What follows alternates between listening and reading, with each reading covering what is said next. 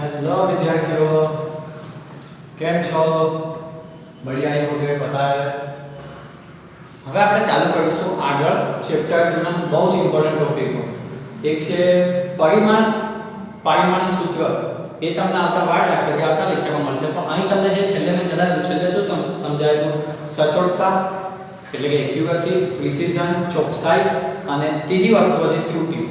ત્રુટિનું મેં તમને ખાલી માહિતી આપી. ત્રુટિ એટલે ભૂલ. આપણે માપ દરમિયાન જે ભૂલ કરીએ એને કહેવાય ત્રુટિ. તો હવે આ ત્રુટિને શોધવાની કઈ રીતે? હવે મેં કેટલી ભૂલ કરું છું એ કઈ રીતે કહેવાનું? મેં કેટલી ભૂલ કરું છું એ તો મને ખબર ના પડે. તો એ ત્રુટિ શોધવા માટે ઘણી રીતો છે, એ અહીં જોઈશું. ત્રુટિ કોને કહેવાય એ પણ જોઈશું અને ત્રુટિના પ્રકાર જોઈશું. બરાબર? તો આ વિડિયોમાં તમને આટલી માહિતી મળશે. હું તમને થિયરી નહીં સમજાવું, થિયરીનો ડાયરેક્ટ દાખલો સમજાવીશ. કારણ કે મેં ઘણું દેખ્યું છે સ્ટુડન્ટોને થિયરી સમજાવશો તો ખબર ન પડે, એના ઇક્વેશન બધા ઉપર છે, તમે ચોપડી જોઈ શકશો. તો હું તમને ડાયરેક્ટ દાખલાનું ઉદાહરણ આપીશ ને એટલે તમને તૈયારીમાં ખબર પડી જશે. ઓકે, તો આપણે ચાલુ કરીએ.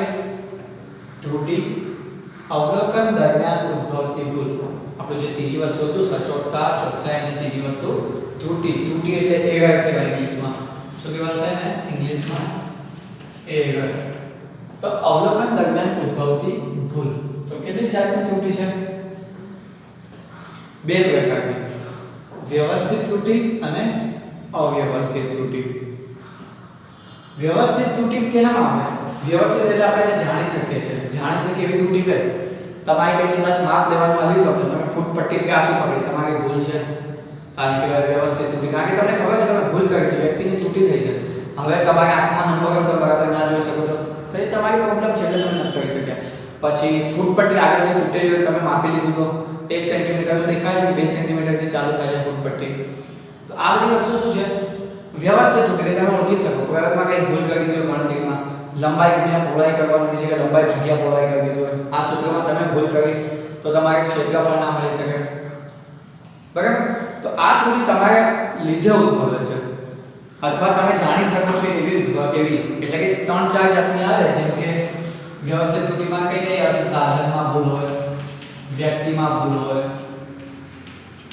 અથવા પ્રયોગમાં ભૂલ હોય. આ પણ મેં તમને થોડી હિન્ટ આપી હતી. એવી ત્રુટિને વ્યવસ્થિત ત્રુટિ કહેવાય. વ્યવસ્થિત ત્રુટિ પછી આવે છે અવ્યવસ્થિત ત્રુટિ. બીજા પ્રકારની ત્રુટિ અવ્યવસ્થિત ત્રુટિ. અવ્યવસ્થિત ત્રુટિમાં કોને કહીશું? કે જે આપણે જાણતા નથી. તાપમાન અચાનક બદલાઈ ગયું, થોડો ભૂકંપનો ઝટકો આવ્યો, હવા વધારે આવવાની ચાલુ થઈ ગઈ પ્રયોગ દરમિયાન, તો એવી બધી ત્રુટિ એના લીધે ભૂલ આવવાની, આપણા પ્રયોગના અવલોકનમાં ભૂલ આવવાની. એ બધી જ ત્રુટિને કઈ ત્રુટિ કહેવાય? અવ્યવસ્થિત ત્રુટિ. અવ્યવસ્થિત ત્રુટિ તો આપણે કઈ કરી ન શકતા, ભગવાન ભરોસે ચાલવું પડે. પણ આપણે વ્યવસ્થિત ત્રુટિ શોધી શકીએ છીએ, એને સુધારી બી શકીએ છીએ અને સુધાર્યા પછી પણ કોઈ માપને દર્શાવવા માટે આપણે એ સાચા માપ જોડે લખી શકીએ છીએ કે આટલાથી આટલા વચ્ચે વેરિએશન થશે. બરાબર? તો એ જ વસ્તુ આપણે દેખવાનું છે, વ્યવસ્થિત ત્રુટિને સુધારવાની કેવી રીતે. આખો લેક્ચર આના ઉપર હશે.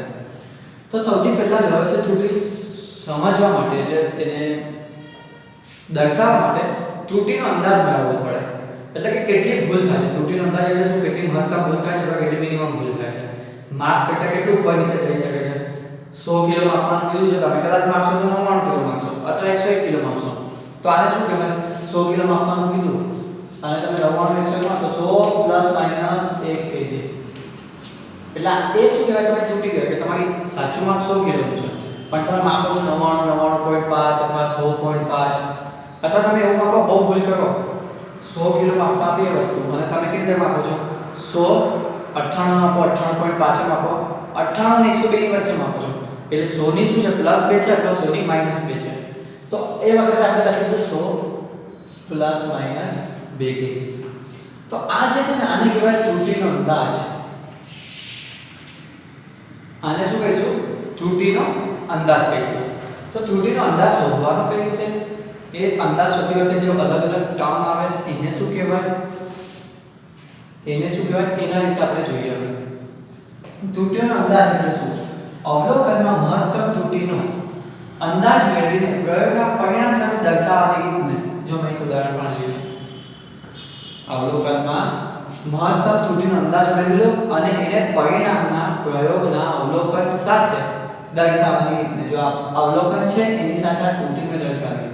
આમે પર્સ આમ નિરપેક્ષ ત્રુટી દર્શાવી છે અને અમારી પ્રતિશત ત્રુટી પ્રતિશત ટકાવાળી જો ટકા છે એટલે ટકાવાળી ત્રુટી દર્શાવી ઓકે તો આ જ વસ્તુ હવે સમજીએ અંદાજ મેળવો અંદાજ એટલે આ વસ્તુ બરાબર આ તો સાચું માપ છે આને કોઈ લેવા દેવા નહીં હા પ્લસ માઈનસ ની તમે મૂકી શકો છો આટલાથી આટલામાં જાય તો આને કહેવાય ત્રુટીઓનો અંદાજ તો એ કઈ રીતે મેળવવાનો તો એના માટે આપણી પાસે ચાર જાતની ત્રુટી આવે એનામાં જે ટર્મ આવે તો છેલ્લે જવાબ તો એક જ નિરપેક્ષ ત્રુટી સરેરાશ નિરપેક્ષ ત્રુટી સાપેક્ષ ત્રુટી અને પ્રતિશત ત્રુટી ઓકે તો આ વસ્તુ સમજવા માટે એક દાખલો જોઈશું ચોપડીના ઉદાહરણમાં બરાબર બહુ સહેલો છે તમે ધ્યાન આપશો તો તૈયારીમાં આવડી જશે તો આપણે હવે ચાલુ કરીએ દાખલો કયો ઉદાહરણ 2.7 ઉદાહરણ 2.7 માં દાખલો આપેલો છે સાદા લોલકનો લોલક એટલે શું એ તમને ખબર ના હોય તો લોલક એટલે પેલી ઘડિયાળ પણ આવતી હતી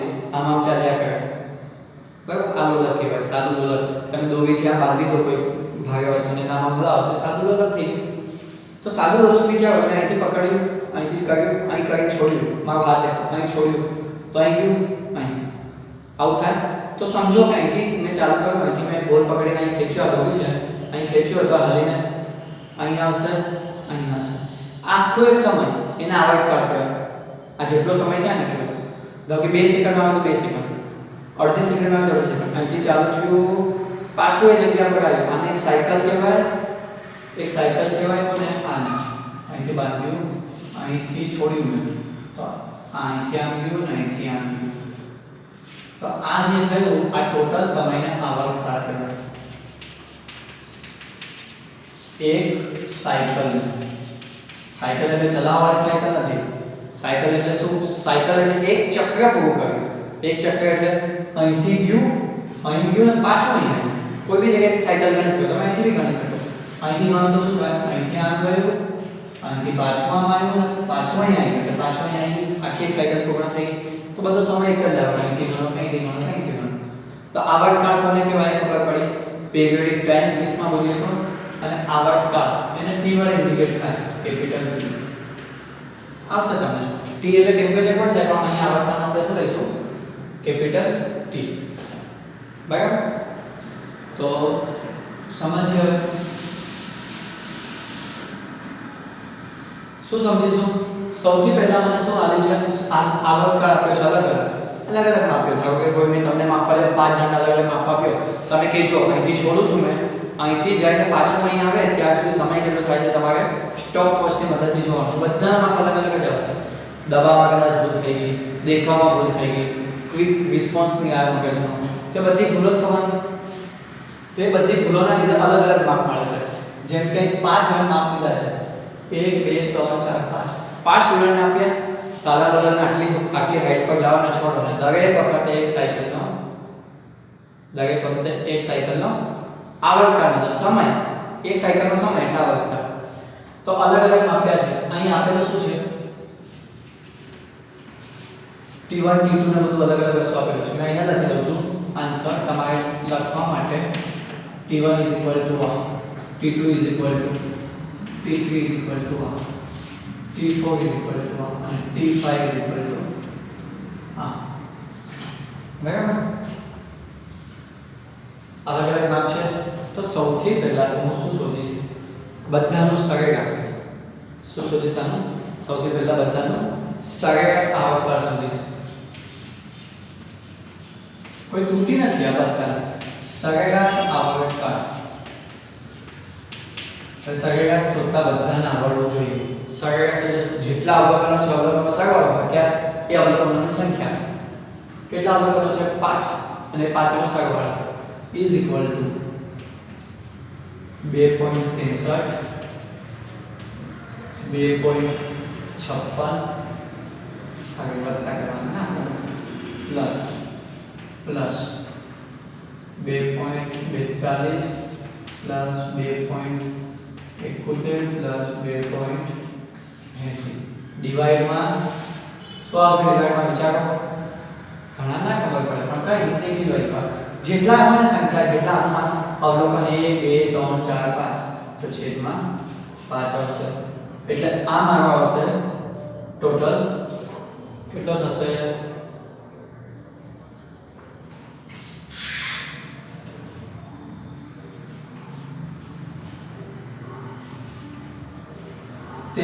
13.12 બરાબર એ તમે કેલ્સીમાં કરી શકો છો 13.12 13.12 ભાગ્યા 5 તો આટલો મારો સરેરાશ આવર્તકાળ આવે કેટલા આવે છે 13.12 ભાગ્યા 5 2.62 સેકન્ડ એ સેકન્ડ નંબર 5 કેવું ના અહીં સેકન્ડ લખવાનું ભૂલી ગયો છું મેં અને 2.80 સેકન્ડ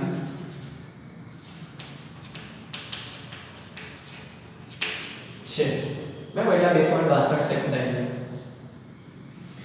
2.62 સેકન્ડ માં શું સરેરાશ આવર્તકાળ બધાએ આપ્યો છે તો બધાનું સરેરાશ છે આની આજુબાજુ છે બધા ઉપર કાં તો નીચે નોર્મલી મને ખબર પડી ગઈ 2.62 સેકન્ડ હવે મને શોધીશ નિરપેક્ષ ત્રુટિ ખાલી નિરપેક્ષ ત્રુટિ પહેલી વસ્તુ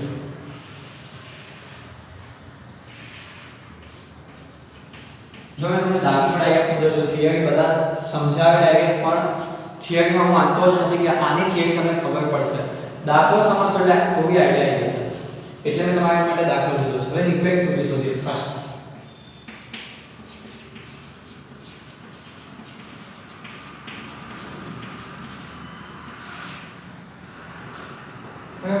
फर्स्ट આપણે શું શોધીશું નિરપેક્ષ ત્રુટિ તો સૌથી પહેલી નિરપેક્ષ ત્રુટિ કઈ આવશે મારી ડેલ્ટા t1 આની ત્રુટિ ડેલ્ટા t1 તો આપણે એને માન લઈશું બરાબર delta t1 delta t2 delta t3 delta t4 delta t5 मैं तुमने देख सकते हो तुमने पास होવાની છે અને પાછે પાછની નિરપેક્ષ ત્રુટિ હોય પોતપોતાની પહેલા અવલોકનની નિરપેક્ષ ત્રુટિ બીજા અવલોકનની નિરપેક્ષ ત્રુટિ એક માં લખી દઉં પહેલા અવલોકનની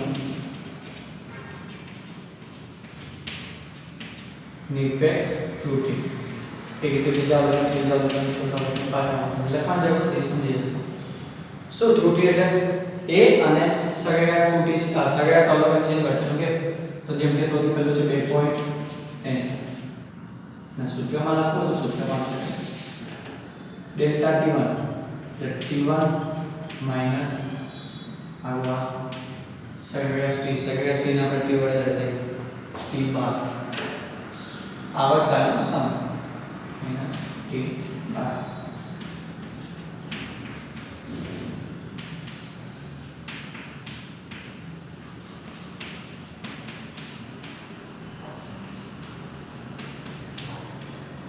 બધા મારી લેવા 2.63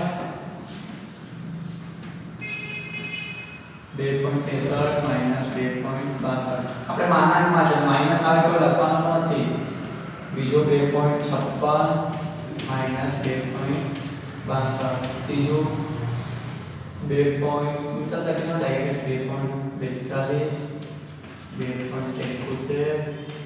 2.73 माइनस माइनस माइनस माइनस बताओ 2.62 63 ઓછા 62 એટલે 0.01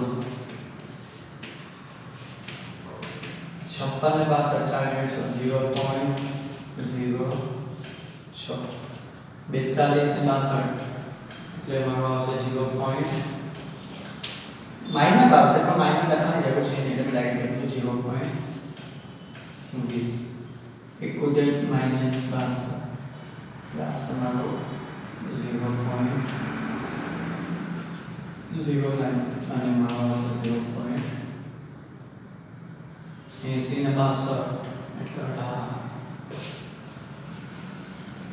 આ બધી માહિતી નિરપેક્ષ ત્રુટિ બીજું હવે સરેરાશ નિરપેક્ષ ત્રુટિ सेम आंसर सरेराश निरपेक्ष त्रुटि એટલે શું સરેરાશ આવર્તકાળ કાઢી એટલે ત્રુટિઓનું સરેરાશ કાઢી એટલે સરેરાશ નિરપેક્ષ ત્રુટિ મળશે તો સેકન્ડ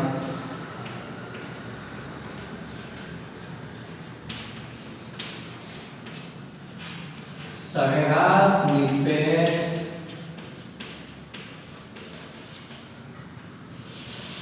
અને આપણે સમજવું તો આ રીતે ડેલ્ટા t નો ભાગ સરેરાશ નિરપેક્ષ ત્રુટિ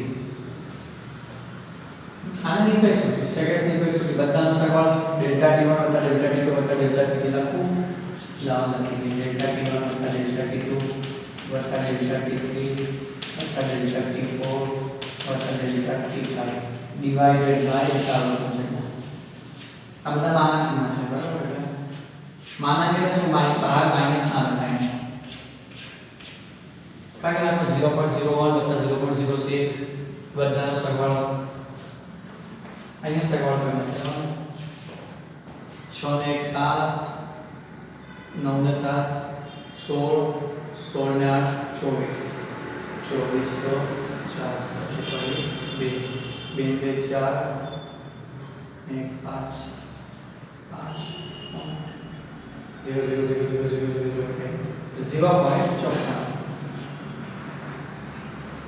બરાબર 0.54 લાગે હવે સરેરાશ નિરપેક્ષ ત્રુટિ બરાબર હવે બીજું શું છે સાપેક્ષ ત્રુટિ બીજું શું છે 0.54 તો માગે કે હવે મને શું શોધવાનું છે સાપેક્ષ ત્રુટિ કેટલી કેટલી અહીં આટલું મને ખબર પડી જાય છે માઈનસ કરવાની ખબર પડી જાય છે બે વાર વિડિયો જોજો એક વાર સમજતા વાર એટલે બે વાર જો પણ પછી પડી જવી જોઈએ બસ એટલું છે એક વાર કર્યા પછી ફરી તમને વાંચવું નહીં પડે આ મારી શું આવી સરેરાશ નિરપેક્ષ ત્રુટિ હવે હું અહીંયા પૂછી દઉં છું અને અહીંયા લખું છું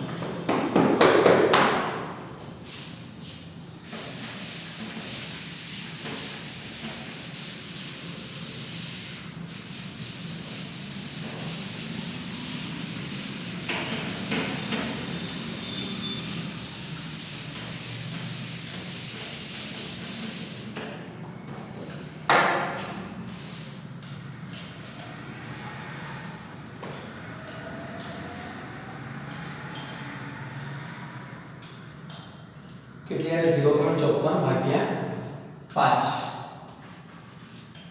આ શું કહે છે 0.54 ભાગ્યા 5 એ સરેરાશ નિરપેક્ષ ત્રુટિ આની માંગી જવાબ સરેરાશ નિરપેક્ષ ત્રુટિ ડેલ્ટા t5 0.54 ભાગ્યા 5 0.54 ભાગ્યા 5 કેટલા થાય છે 0.11 સેકન્ડ સેકન્ડ બરાબર પાછળ તમને આ સેકન્ડ આવે છે નાનો સેકન્ડ બરાબર બે વસ્તુ શોધી ગઈ થર્ડ વસ્તુ શોધવાની છે તમને થર્ડ શું શોધવાની છે સાપેક્ષ ત્રુટિ થર્ડ શોધવા માટે આપણે શું શોધવાનું છે અવલોકનની સાપેક્ષ ત્રુટિ જે ઇક્વલ શું જે મારી સરેરાશ નિરપેક્ષ ત્રુટિ આવી સૂત્ર લખી આપણે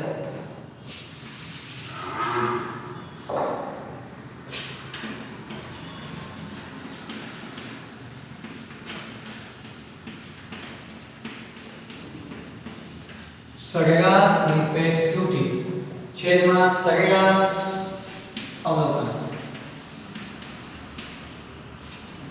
અવલોકન એટલે આવક અવલોકનના માપ આ એટલે મારું સરેરાશ નિરપેક્ષ ત્રુટિ છે 0.11 ડિવાઇડેડ બાય આ સેકન્ડ આવશે અને સરેરાશ અવલોકન 2.62 સેકન્ડ એટલે સાપેક્ષ ત્રુટિનો કોઈ જ એકમ નહીં આવે આ બધા સમય આપણે કહી શકીએ પણ સાપેક્ષ ત્રુટિનો કોઈ જાતનો એકમ નહીં આવે 0.11 વાગે 2.62 કેટલું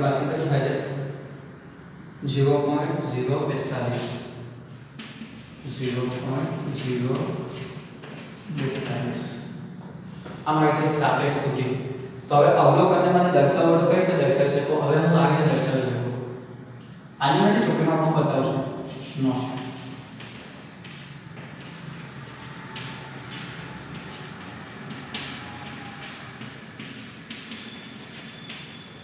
દર્શાવવા શું કરીશું જે મારો સરેરાશ આવર્તન આવ્યું t બાર પ્લસ માઈનસ સાપેક્ષ ત્રુટિ કેટલું છે 2.62 પ્લસ માઈનસ 0.041 તમે કરીને જોઈ લેજો આટલાની અંદર બધાના આવશે 2.62 માઈનસ 0.042 કરો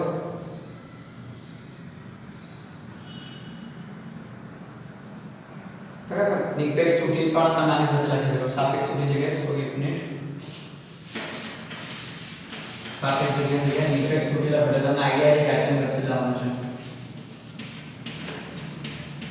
આ તો બીજા કામમાં છે નિરપેક્ષ ત્રુટિ કેટલી છે 0.11 એટલે પ્લસ માઈનસ 0.11 મારો સમય આટલાથી આટલાની વચ્ચે હશે દર્શાવવા માટે, બરાબર. અથવા ચોથી વસ્તુ સુધી આપણે પ્રતિશત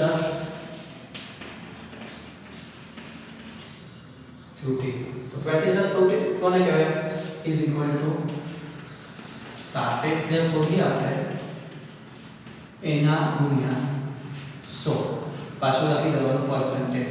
સાપેક્ષ કેટલી સુધી? 0.042 ગુણ્યા 100.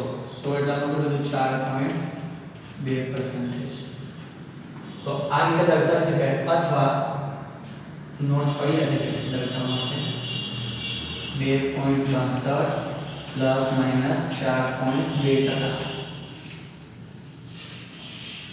આ રીતે પણ તમે દર્શાવી શકો. 2.62 પ્લસ માઇનસ 4.2%. નિરપેક્ષ ત્રુટિ ક્યારે સોલ્યુશન એના પહેલા સરેરાશ મેળવવું પડશે. સરેરાશ તો બધા ના હોય. નિરપેક્ષ ત્રુટિ શોધ્યા પછી એ નિરપેક્ષ સરેરાશ નિરપેક્ષ ત્રુટિ આ બહુ મહત્વનું, કારણ કે આ જે જવાબ આવે કેટલો છે? 0.11.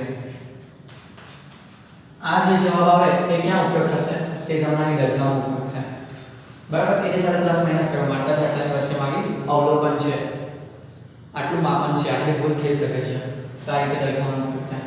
પછી સાપેક્ષ ત્રુટિ શોધી શકો છો. સાપેક્ષ ત્રુટિ સરેરાશ નિરપેક્ષ ત્રુટિ અને છેદમાં સરેરાશ આવર્તતા. અમારું થઈ ગયું સરેરાશ આવર્તતા. ખાલી એટલી બસ કરો. ઓકે, અને એનો ઉપયોગ શું કરીશું? આ જે મળે ને એને સો કરીને અને સાપેક્ષ ત્રુટિ મળે ને એ પણ મેં દર્શાવવા માટે લખાઈ શકું. 2.62 પ્લસ માઈનસ 4.2%. માસ બે વાર જોયો છે, ઓલી એવું હોય તો નોટ ડાઉન કરી રાખવા.